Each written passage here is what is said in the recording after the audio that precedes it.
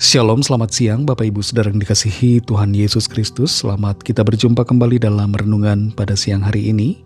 Di sela-sela waktu kesibukan saudara, biarlah kita datang kepada Tuhan dan belajar akan firman Tuhan. Ada berkat yang tersedia yang dilimpahkan atas kita ketika kita semakin mengenal akan kebenarannya.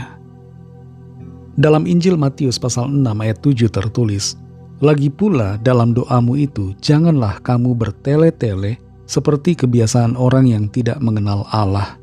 Mereka menyangka bahwa karena banyaknya kata-kata, doanya akan dikabulkan."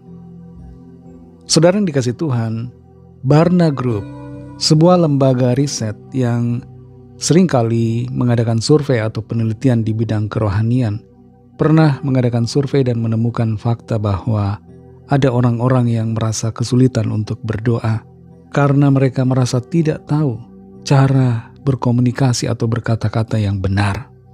Sejumlah orang merasa bahwa mereka terbatas dalam berkata-kata karena mereka menganggap bahwa doa itu harus terdengar puitis, kata-katanya indah dan bagus didengar. Dan akibatnya mereka merasa terhambat untuk berdoa. Padahal berdoa, saudara, Tuhan tidak menuntut kita berkata-kata yang puitis. Tuhan mau mendengar kita berbicara dari hati yang tulus kepadanya. Dalam Matius 6 ayat 7 ini dikatakan, "Lagi pula dalam doamu itu, janganlah kamu bertele-tele seperti kebiasaan orang yang tidak mengenal Allah. Mereka menyangka bahwa karena banyaknya kata-kata, doanya akan dikabulkan." Ada tradisi dari orang-orang tertentu dalam konteks zaman di mana Injil Matius ini dituliskan, di mana mereka, orang-orang yang tidak mengenal Allah yang benar, berdoa dengan cara berkata-kata yang banyak. Mereka mengucapkan ucapan-ucapan atau perkataan-perkataan yang panjang-panjang, bertele-tele di sini Tuhan katakan. Bayangkan saudara kalau kita mau minta sesuatu kepada orang tua kita. Misalnya kita merasa lapar dan orang tua kita, ayah atau ibu kita sudah di hadapan kita dan kita muter-muter.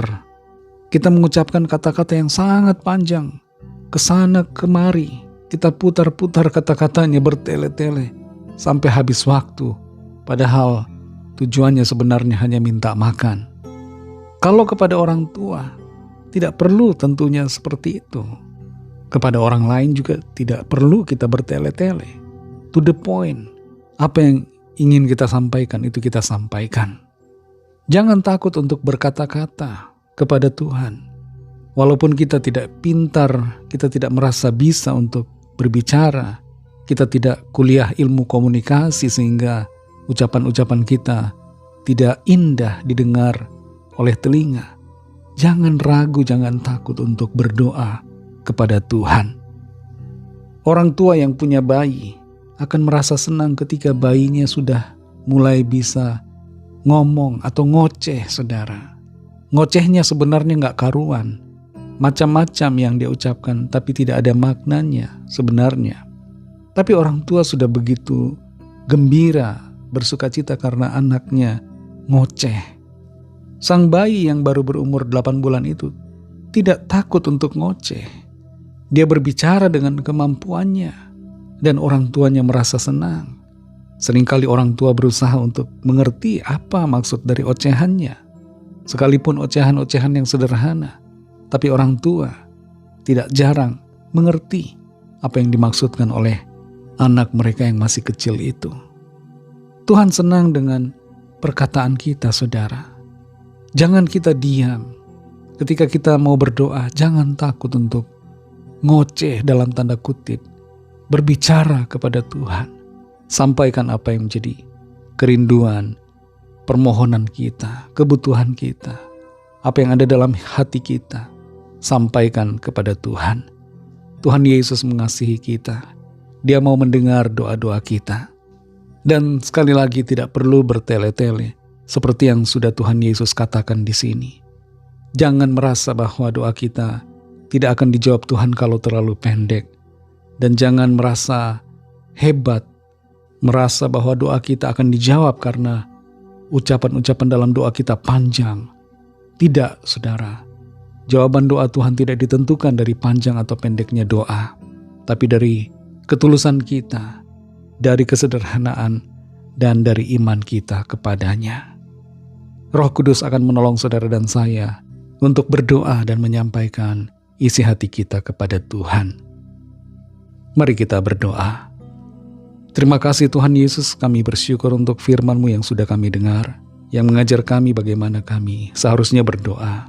Engkau tidak menghendaki kami bertele-tele dalam berkata-kata. Engkau mau kami berbicara apa adanya, tulus dari dalam hati kami.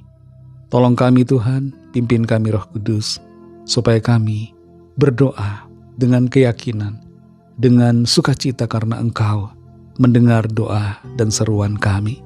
Terima kasih Tuhan Yesus, dalam nama-Mu yang kudus, nama Tuhan Yesus kami berdoa. Haleluya, amin. Puji Tuhan, saudara yang dikasihi Tuhan, selamat melanjutkan aktivitas saudara dan sampai jumpa dalam renungan yang berikutnya. Haleluya.